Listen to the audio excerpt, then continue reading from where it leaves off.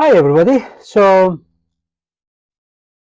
I bought this book, The First Declaration of Human Rights by Cyrus the Great. Okay? It's a very lovely book. It has 20 chapters and a conclusion. Number of pages 186. And the author's name is Rainey. I am not sure if it is a pseudonym or it is actual author's name. So I don't know about that part. I couldn't confirm it. And when I look for a copyright, I couldn't see that is like materials are protected. The author's intellectual property is protected or not. So like I couldn't find that page. Like okay, this is what we have. Then after that, it goes chapter one, and I was looking little bit more, then goes right into the introduction. So it is fine. It is fine. Like if the author wants to remain anonymous, that is their choice, which is great. Please do so. Okay. So I enjoyed it. I enjoy reading the book. So what was my intention of spending money to buy this book? Maybe you're having the same intention as me. You have. Okay.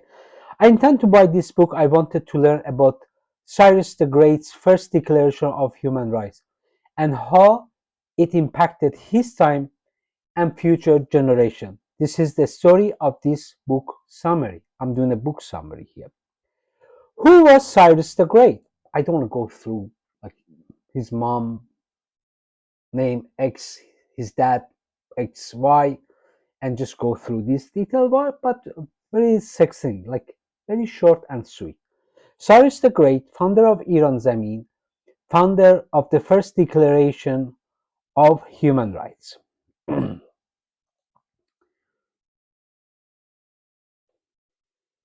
On page 11, the author says, over 2,500 years ago, a remarkable leader rose to power in the ancient world, changing the course of history with his vision of justice, tolerance, and unity. The small clay artifact. Actually, I have this myself. This is what we are talking about. This is the whole story. So this is a very unique piece for myself. So remarkable leader. So comes to the power. The small clay artifact that I showed to you guys, discovered in the ruins of Babylon in 1879, carries a message that resonates far beyond its time. It records how Cyrus governed with fairness and respect, freeing captives, restoring temples, and promoting religious freedom at a time when empires were often built through oppression and violence. Cyrus chose a different path, one that valued the dignity and rights of all people. His leadership and the principles he upholds remains relevant today as they were in the 6th century BCE. How was Cyrus the Great cylinder discovered? On page 14, the author says, in 1879, in the heart of what was once the powerful Babylon Empire, archaeologists unearthed a small, unassuming object made of clay. It was not gold or jewels stud relic, as one might expect from an ancient treasure, but a cylinder about the size of a loaf of bread. This object, now known as the Cyrus cylinder, would go on to become one of the most significant artifacts in human history.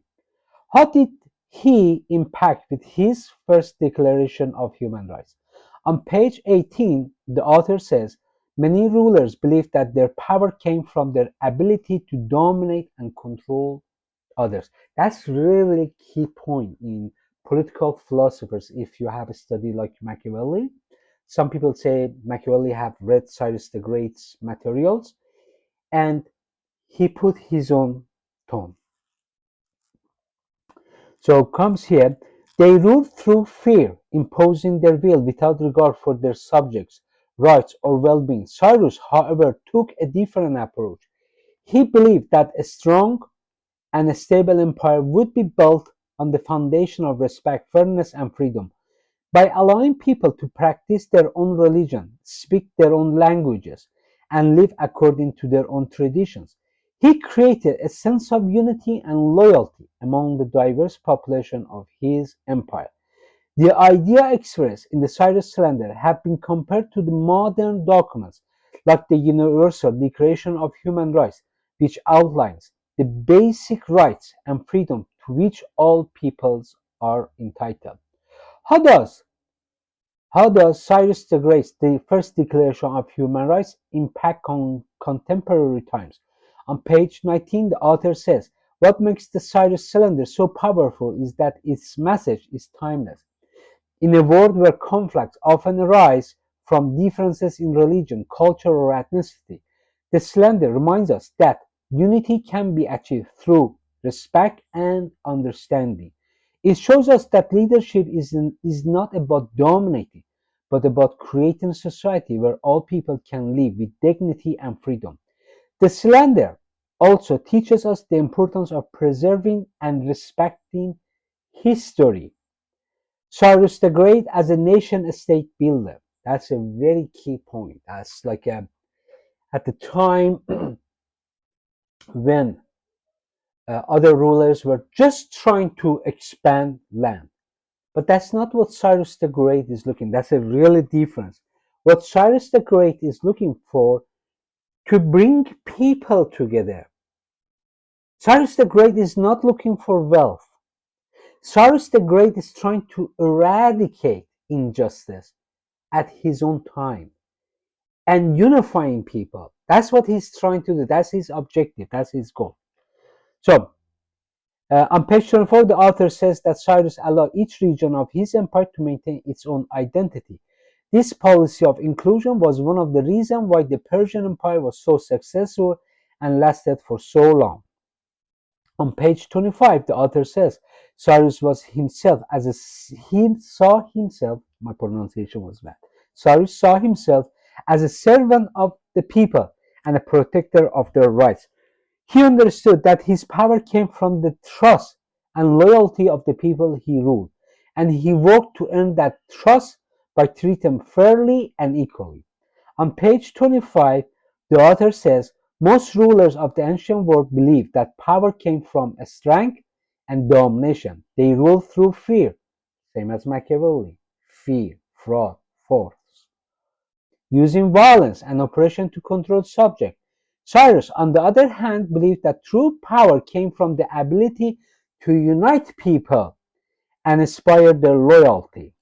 On page 26, the author says that a leader can inspire loyalty through respect and kindness rather than fear.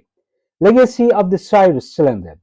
On page 26, the author says the Cyrus Cylinder has been compared to other great documents of human rights, such as Magna Carta,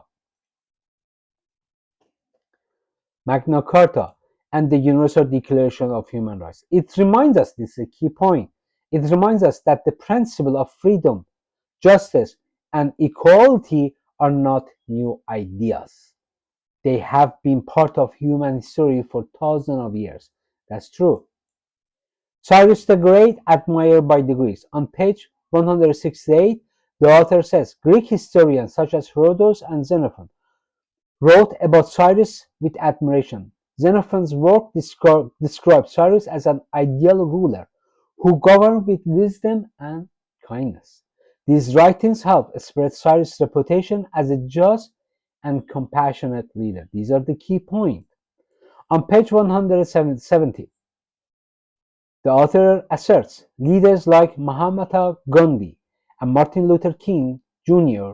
also embraced the values of fairness and compassion that defined Cyrus' rule. Their movements for justice and equality were based on the idea that all people deserve to be treated with respect and dignity, values that are central to the legacy of Cyrus the Great.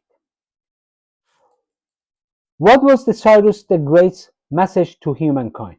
On page 177, the author says, the message of the Cyrus Slender reminds us that freedom is not just a privilege for some, it is a right for all. It challenges us to stand up for those who are denied their freedom and to work toward a world where everyone can live with dignity. How does Cyrus the Great define the notion of justice? That's a very key point. On page 178, the author writes, justice also means holding leaders accountable for their actions. The Cyrus Slander shows us that true leadership is about serving others, not seeking personal power. Well, this is the cylinder. I have it. And this is the book. It's a really good book. You should buy it. Every money you're investing in this one, you're going to make a benefit from it.